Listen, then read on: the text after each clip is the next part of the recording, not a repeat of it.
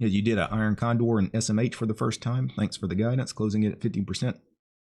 Means on the entire position, correct? Yeah, if you went into the trade as an Iron Condor, you put the whole thing on as one trade, take it all off as one trade. You don't want to get cute with those things. Because if you take off one side, you're leaving yourself a lot of risk on the other side. Because remember, the put credit spread's hedging the call credit spread. And the call credit spread is hedging the put credit spread. But when you take one off as a big winner, but you leave the other one, it's no longer really hedged on the other side. So when that thing goes against you the other way, the max loss on that spread is much bigger than it was originally. Let's go put on our Iron Condor and Apple.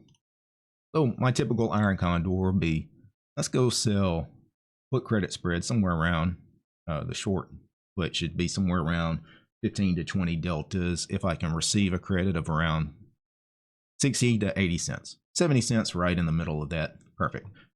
So if this was a spread by itself, I'm risking $430 to make 70 cents. I would never do a put credit spread like that. But again, this is just half the trade because I'm going to go do the other half with the Iron Condor. Right, I'm going to go sell the call credit spread for another 60 to 80 cents on the other side. In this case, I got another 70 cents. So 70 cents plus 70 cents, I'm getting 140 credit now, right? Max loss now is only 360. Risking 360 for 140.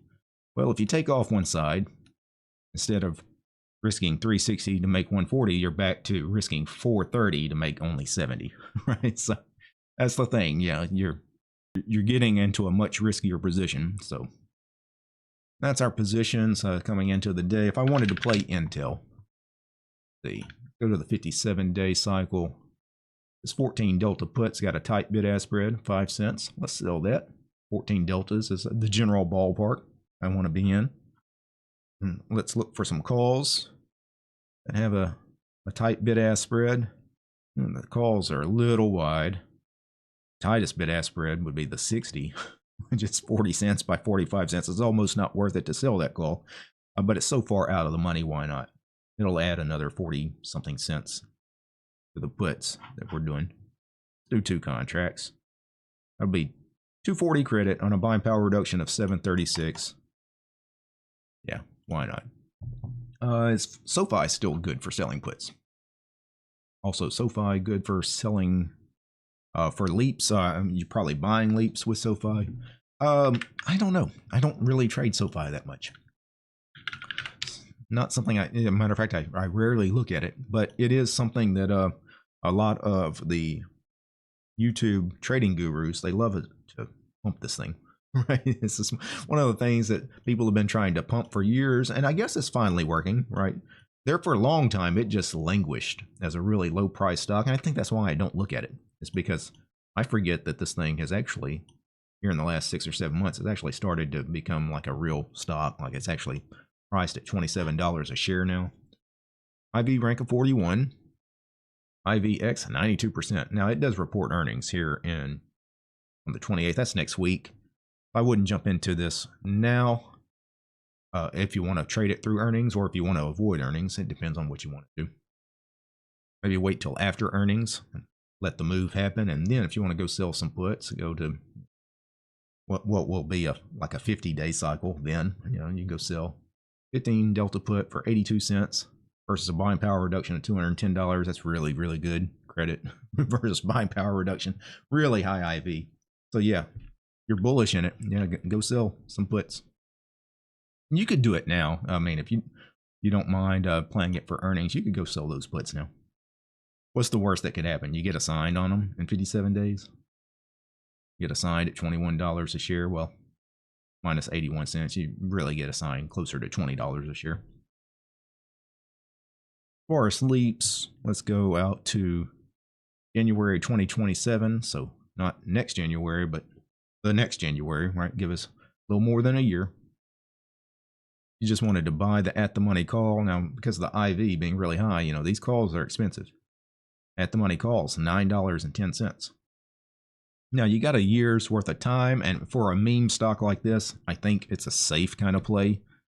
I don't hate it, but you do have to recover $9.20 or $9.10, whatever you get filled at. right? Because you're paying a debit for the leaps, right? You got to not just get above 27 at expiration a year from now. You got to get 27 plus 920 before you start profiting. So you got to get closer to $37 before you get to your break even, and then you start profiting. Obviously, unlimited profits to the upside past that. But yeah, you could play it either way or both ways. Yeah, many things. As a matter of interest, it's worth considering buying call debit spreads or leaps to give you more buying power and to limit premium. You could certainly do leaps, call debit spreads if you want to define your risk and make the trade smaller. Yeah, debit spreads are certainly a way to do it. I will sometimes, like if I want to do something a little longer dated in time, 6 months out, a year out, if it's a really high price stock, say something like $1,000 a share, and those long call options are going to be crazy high priced and expensive, well, you can make it smaller by doing a debit spread, right? And the debit spread, you can make as big or small as you want, right? $5 wide, a $500 spread, right? Really small, or $20 wide, $50 wide. You're going to do the spreads. The great thing about spreads is you can make the trade exactly the size you want it. You're 59% in profit on the Rigetti short call at 29 DTE. Would you just close that? Yeah, I would. With that much time, you probably put that thing on like a day or two ago, right? And so that's why I've been in and out of them so quick. I mentioned I've sold probably 2 or 3 strangles in each in the last week because they work out so quick because of the big moves. On a big down move, you made way more than 50% profit on the short calls on these strangles if you've been in them in the last week because the move to the downside was so extreme. And then you take those off. We get a decent up move this week now that there's some good news with these stocks, with the U.S. government potentially taking a stake in Rigetti and IonQ and some of the other stocks. We get a good up move and you can profit on the puts. Yeah, just go ahead and, if you get 50% really quick, especially, there's no reason to hold on to them. I know you've got the shares. I'm assuming you've got the shares. I've got the shares. So, I theoretically could just leave the call on because the call is covered. It's not costing me anything to hold the call. But still, if I get 50% in a day or two, why wouldn't I go ahead and take that? Because what happens if the stock explodes in price in a week or two down the road? And I've got that call on. Well, now I've limited my upside potential for what? Because I wanted to hold out for the other 50% of the profit on the call when I could have took my quick profits, got out, still left the shares on. Or even better, if you still want to have some calls against your shares, take the profit on that call. Maybe sell a lower strike call, roll it down. You don't have to have the shares to do a call debit spread. No, yeah. You don't have to do the shares to do any options trade, right? So like short calls, we often do them as covered calls, buy the shares and sell a call, but obviously you don't have to. Like all my strangles, I'm not carrying shares on those. So it'll depend on what kind of account you have. If you're in a retirement account, like an IRA account, 401k, things like that, most brokers will not let you sell a naked call in a retirement account because most brokers will not allow you to short stock in a retirement account. And technically, short calls, should you get assigned, you would be assigned short shares. They don't allow it, so they don't let you do naked short calls. But you could always do spreads. And here's the thing. We should actually cover this. I should actually cover this on video. Let's imagine you want to do a naked put or a naked call, but for whatever reason you can't. Maybe you're in an IRA account or some kind of account where your broker doesn't give you those kinds of privileges, or maybe the trade's just too big. QQQ trades at $608 a share. It's a big boy product, right? Maybe you can't go sell. Typically I'd like to go sell a 20 delta put. Let's go to the 18 delta put since it's an even number, the 560 strike. Get 610 credit. Great. Buying power reduction, $7,300. Not so great, right? That's a lot of money for one contract. What could I do here? Well, a lot of times, you can say, well, just do a put credit spread. Now, my typical put credit spreads are, around the 35 delta, and then size it however you want, $5, $10, But let's do $5. 120 credit, buying power reduction of 380. That's nice, but it's a really, really small trade, and it's not the delta you wanted. You really wanted to go sell that 20 delta put or that 18 delta put.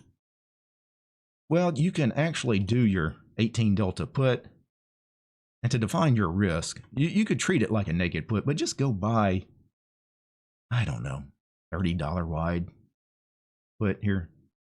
Yeah, the 530. Now you receive 275 credit. Max loss or the buying power reduction is $2,700. Would you do a naked put for that? Is that kind of a normal naked put trade for you where you receive 276 on a buying power reduction of 2,700? No, for me, that's kind of a normal trade, like a 1 to 10 ratio as far as a reward and risk. Like I don't hate the trade, right? And this would fit my size too for my account. So, you know, it's not really, I'm not treating it as a spread. I'm really treating it kind of like I sold the 18 delta put as a naked option because it's really not protecting me much. But now I'm able to actually do this trade because the buying power allows me. Same thing with the call side. Now, if you can't go sell, you'd like to sell the 30 delta put in QQQ because you want to hedge maybe, but you can't do that because maybe your IRA account doesn't allow you to sell a naked put.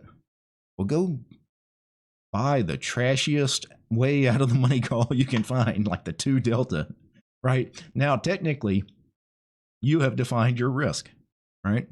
And now your IRA account will allow you to make this trade, even though there's really not much difference between this and that. But now, for whatever reason, you meet the requirements. It's no longer undefined risk, right? You define your risk. So now they'll let you make that trade. Kind of crazy, you know. Honestly, they should just let you do anything you want to in those accounts. But anytime you want to go sell a naked put or a naked call, but for whatever reason you can't because of limitations on your account or because of buying power requirements, going and buying some junky put or junky call to define your risk, make the trade smaller, is always an option. Now, functionally, those trades still, they're going to act like naked options. The reason they're going to act like naked options is because that protective put that I bought or that protective call that I bought, they were so far away. The spreads were so big. It's not a lot of protection. All it really does is get your buying power down so you can actually make the trade. Now you can actually do the trade you want to do.